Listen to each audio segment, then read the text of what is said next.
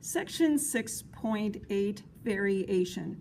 If a situation is modeled by pairs for which the ratio is constant, we say there is a direct variation. And an example of that might be if you buy 2 oranges and they cost $1, how much would 3 oranges cost? Well, your number of oranges is increasing, so you would expect the cost to increase as well. This is an example of a direct variation because cost per orange would be the constant here for this ratio. We could also turn this around and say if we bought 3 oranges, the cost is $1.50. What's the cost if we buy 2 oranges? Here, our number of oranges is decreasing, and common sense would tell us that the price would be decreasing as well. We have a mathematical definition for direct variation listed here. When a situation is modeled by a linear function of the form f of x is equal to kx, or simply y equals kx, where k is a non-zero constant, we say that there is a direct variation. That y varies directly as x, or that y is proportional to x. The number k is called the variation constant, or the constant of proportionality. In the example that I gave you, that would have been the 50 cents per orange would have been the k value. We also can solve direct variations by setting up a ratio of the pairs. y1 to x1 is equal to the ratio of y2 over x2. And let's look at a couple of examples. In this first one, we have a real generic variation problem. They're asking us to solve. It says if y varies directly as x, so there's no question about the variation, and there are different types of variation, that this is clearly a direct variation. So it pertains to that first definition that we just spelled out.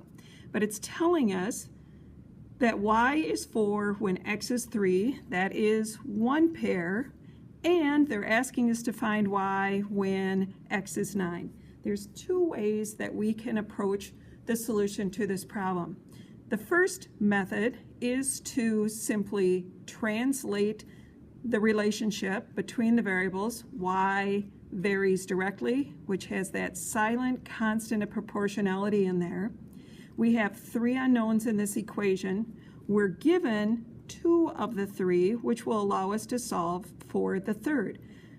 When y is 4, x is 3. And if we solve for k, our missing variable, we'll divide both sides by 3. We end up with 4/3 is equal to k. We now can fill in our direct variation formula further, and we can say that y varies directly as 4/3 x. Now that we have a more complete equation, we can solve the final question in the problem. They're asking us to find y when x is 9. So we will replace x with 9, which is understood to have a denominator of 1, and either multiply 4 times 9 and divide by 3, or divide top and bottom by 3, and then do the multiplication. In either case, we end up with an answer of y is equal to 12. That's one approach to solving this problem. A second approach is to use the formula that goes with a direct variation, where we can put our ratios of those pairs equal to each other, and we will call these our subscripted 1 and this as our subscripted 2 pair, and it really doesn't matter which one's which, but using that relationship given with the definition, y1 over x1 is equal to y2 over x2. Replacing those, y is 4 when x is 3. What is y when x is 9? Gives us this ratio equal to another ratio where we can use cross multiplications to solve. Multiplying the diagonal in one direction, the product of the extremes, 4 times 9, will equal the product of the diagonal in the other direction, called the means, which is 3 times y. Simplifying, we have a 36 is equal to 3y, and solving for y, we'll divide both sides by 3, which ends up giving us y is equal to 12. A practical example is next, and in this problem it tells us that the distance that an object travels at a given constant speed is directly proportional to the amount of time since it began traveling. So distance is directly proportional to the amount of time, which, if you think about that, makes some sense. The longer time you travel, the further you're going to go. And they're telling us at a constant speed. You can think of this as though the cruise was set on the vehicle. Further details tells us an object travels 512 feet in 4 seconds. So there's one pair of information.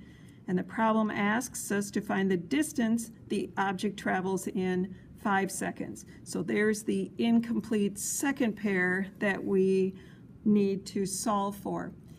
Translating this into a formula, they're telling us distance, I'll let that equal d, is equal to that silent constant. In this case, the constant is actually the speed times time. Distance is directly proportional to time. Again, we have two choices on how to solve this problem. If we want to know what that speed is, we can use the one ordered pair with our distance of 512 to solve our time of 4 to solve for that constant. Solving for the constant, we'll divide both sides by 4, and we end up with the constant speed of travel is 128 feet per second for this problem.